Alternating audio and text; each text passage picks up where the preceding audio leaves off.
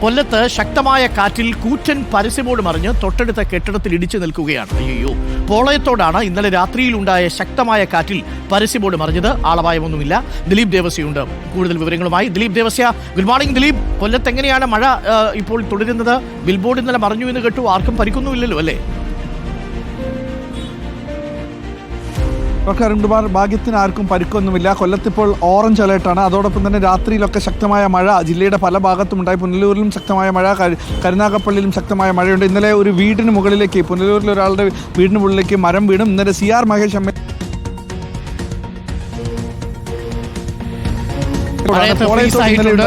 ശക്തമായ കാറ്റാണ്, വലിയ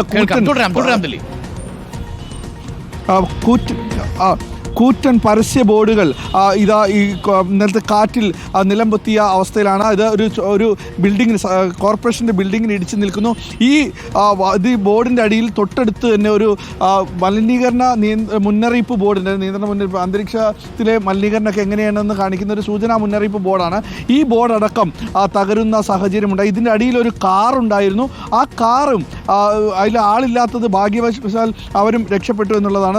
അതിൻ്റെ ഉടമ കാർ നിർത്തി മുന്നോട്ട് പോയ ആ സമയത്ത് തന്നെയാണ് വീണത്. ഇതിൽ മറ്റൊരു കാര്യം എടുത്തു കാണിക്കേണ്ടത് ഡോക്ടർ അരുൺകുമാർ, ഇത്രയും വലിയ ഒരു കൂറ്റൻ ഫ്ലെക്സ് ബോർഡിന് ഒരേ ഒരു തൂണ് മാത്രമാണ്, തൊട്ടടുത്തൊക്കെ 2 തൂണുകൾ ഉണ്ടായിരുന്നു, ഇതിൽ ഒരു തൂണ് മാത്രമാണ് ഉണ്ടായിരുന്നു എന്നുള്ളതാണ് ഇപ്പോൾ എടുത്തു കാണിക്കേണ്ടത്. ആ തൂണിൻ്റെ നട്ടും ബോൾട്ടും ഈ കാറ്റിൽ ഇളകിപ്പോയതാണ് ഈ അപകടത്തിന് കാരണമുണ്ടായത്. ഇതിൽ നമുക്ക് ദൃശ്യങ്ങളിലൂടെ തന്നെ നമുക്ക് ഇത് വ്യക്തമായി കാണാവുന്നത് അങ്ങനെ ഉണ്ടായ ഒരു സംഭവമാണ്. പക്ഷേ നാട്ടുകാർ പറയുന്നത് ഈ പ്രദേശത്ത് ഏറ്റവും കൂടുതൽ ആളുകൾ വന്നു നിൽക്കുന്ന പോളയത്തോട്ടിലാണ് ഇത്രയും വലിയൊരു അപകടം ഉണ്ടായത്. ചേട്ടാ, അത് ഇന്നലെ എപ്പോഴായിരുന്നു ഈ സംഭവം ഉണ്ടായത്? രാത്രിയിൽ ഇന്നലെ ഒരു 6 മണി 6:30 ഇടയ്ക്ക് വെച്ചായിരുന്നു.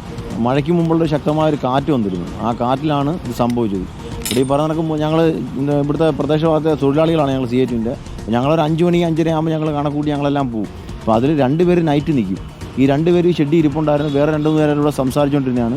അതുപോലെ ഇതിൻ്റെ അടുത്തൊരു ചായക്കട ഉണ്ടായതിനെ കൊണ്ട് എല്ലാവരും ചായയൊക്കെ കുടിച്ചുകൊണ്ട് വന്ന് കുറേ ഇരുന്നിട്ടൊക്കെയാണ് പോകുന്നത്. അപ്പോൾ ആ ഭാഗ്യത്തിന് ആ സമയത്ത് ഇവിടെ ആരും ഇരുന്നില്ല. ഒരു വണ്ടി കിടന്നിരുന്ന ആ വണ്ടിയുടെ മുകളിലേക്കാണ് ഈ ബോർഡ് വീണതിരിക്കുന്നത്. അതുപോലെ ഈ നെറ്റ് തെറിച്ച് പോകുന്ന ശബ്ദം കേട്ടുകൊണ്ടാണ് എല്ലാവരും ഓടി മാറുന്നത്. ആ നെറ്റ് അവിടുന്ന് തെറിക്കുന്ന സൗണ്ട് ഭയങ്കരമായ സൗണ്ടായിരുന്നു.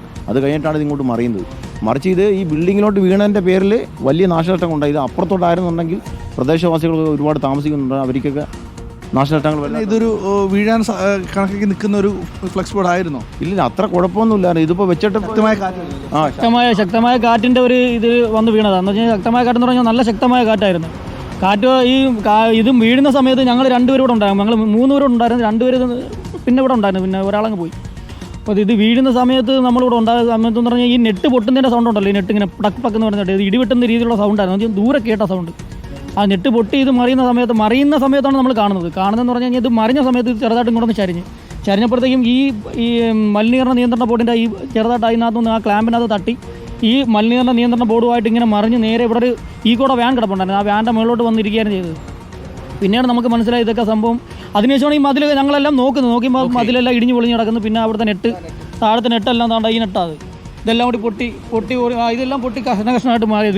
അരുൺകുമാർ, ഈ നെട്ടിലാണ് ഇത് ഉണ്ടായിരുന്നത്. ഈ നെട്ടെല്ലാം, ഇതിന്റെ എല്ലാ നട്ടുകളും പൊട്ടിയാണ് ഉണ്ടായത്. എന്തായാലും ഇതൊക്കെ നീക്കം ചെയ്യുന്നതിന് വേണ്ടി ആ ക്രെയിൻ സംവിധാനങ്ങൾ, തീർച്ചയായിട്ടും ശക്തമായ കാറ്റ് തന്നെയാണ്. ഇത് കൊണ്ടുപോകുന്നതിന് അല്ലെങ്കിൽ മാറ്റുന്നതിന് വേണ്ടി ക്രെയിൻ സർവീസ് എല്ലാം എത്തിയിട്ടുണ്ട്. അല്പസമയത്തിനകം തന്നെ ഇത് നീക്കം ചെയ്യുന്നതാണ്. തൊട്ടടുത്ത് തന്നെ അന്തരീക്ഷ മലിനീകരണ നിയന്ത്രണ മുന്നറിയിപ്പ് ബോർഡ് അതും തകർന്നിട്ടുണ്ട്. Doctor Arunkumar, okay. എന്തായാലും ആ ദൃശ്യങ്ങളാണ് ദിലീപ് വളരെ വേഗം പ്രേക്ഷകരിലേക്ക് എത്തിച്ചത്.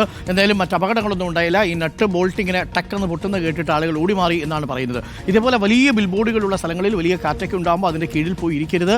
പ്രത്യേകിച്ച് അത് എപ്പോൾ വേണമെങ്കിലും വീഴാം. ഇത് വളരെ സുരക്ഷയോടുകൂടി സ്ഥാപിച്ചിരുന്ന ബോർഡായിരുന്നു. പക്ഷേ അത്ര ശക്തമായ കാറ്റിൽ ബോൾട്ടിന് പിടിച്ചു നിൽക്കാൻ പറ്റില്ല. കാറ്റടിച്ചാൽ എന്ത് ചെയ്യും അല്ലേ, വീഴാതെ. പക്ഷേ ഇപ്പുറത്തേക്ക് വീണത് കാര്യമായി. അപ്പുറത്തേക്കാണെങ്കിൽ ആളുകൾ താമസിക്കുന്ന സ്ഥലത്തേക്ക് പോയി വീഴുമായിരുന്നു. രാകേഷ് ദീപ് പറയുന്നു, അരുൺ സാർ വർക്കൗട്ട് ചെയ്യാറുണ്ടോ? സൈക്ലിംഗ് ഉണ്ടെന്നറിയാം. സൈക്ലിംഗ് ഒക്കെ ഇപ്പോൾ നിലച്ചിട്ട് കുറേ കാലമായി. ഒരു നല്ല യാത്ര പോകണം. മഴയത്ത് സൈക്കിൾ ചവിട്ടുന്ന അനുഭവമാണ്. സുരക്ഷിതമായിട്ട് വേണേ ഇത് കേട്ടിട്ട് വിദ്യാർത്ഥികൾ മഴയത്ത് ഇറങ്ങി നടന്ന് വീഴാൻ പോകരുത്.